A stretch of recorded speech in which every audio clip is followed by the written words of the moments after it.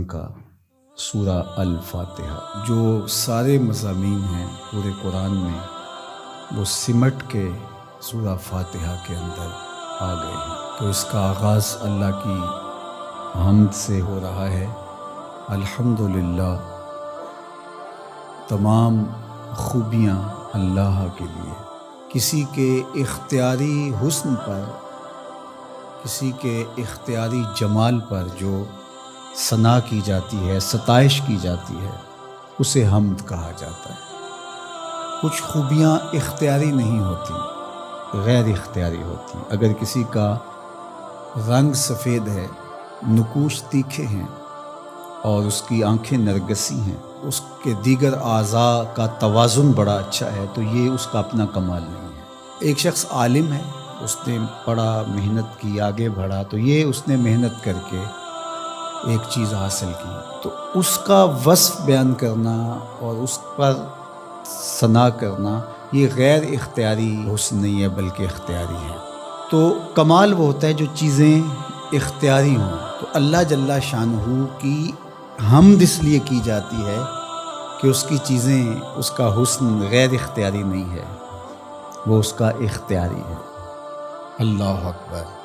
تو کسی کے اختیاری حسن پر تعریف حمد کہلاتی ہے، اور اگر وہ نعمت کے مقابلے میں ہو تو وہ حمد شکر کہلاتی ہے، اور اگر نعمت کے مقابلے میں نہ ہو تو اس کو حمد کہا جاتا ہے۔ حضرت کعب احبار رضی اللہ تعالی عنہ فرماتے ہیں کہ الحمد کی تفسیر ثناء اللہ ہے، اللہ کی ثنا، اللہ کی تعریف۔ اور حضرت ضحاک بن مزاحم نے اس کا ترجمہ کیا ہے الحمدللہ رداء الرحمن، یہ رحمان کی چادر ہے۔ جس طرح چادر زینت دیتی ہے اور وقار کی علامت ہوتی ہے، اور اہل عرب کندھے کے اوپر چادر ڈال کر کے جو ہے وہ ایک خاص ان کی حیت ہوتی ہے۔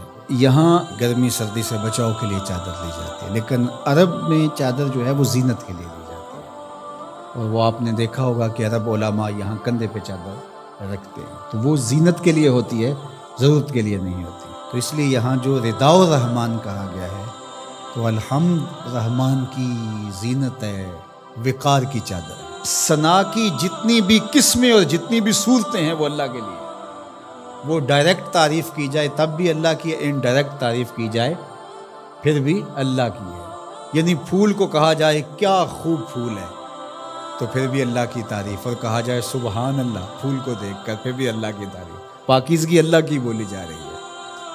اور اگر اس کی درزوں کو، اس سے مہکتی نکلتی خوشبو کو، اس کے رنگوں کا جمال اور اس کی لطافت دیکھ کر کے کہ واہ کیا کھلا ہوا شگفتہ گلاب ہے، تو آپ گلاب کی تعریف کر رہے ہیں لیکن خالق گلاب کی تعریف کر رہے ہیں، یہ انڈائریکٹ تعریف۔ تو خوبی کی جتنی بھی صورتیں ہیں، چاہے وہ ڈائریکٹ ہو، چاہے وہ انڈائریکٹ ہو، چاہے وہ قولن ہو، رویتاً ہو، فعلاً ہو، جس طرح ہو، اللہ کے لیے ہے۔ اس کی تم کیوں خوبیاں بیان نہیں کرو گے؟ الحمدللہ رب العالمین، وہ تمام جہانوں کو پالنے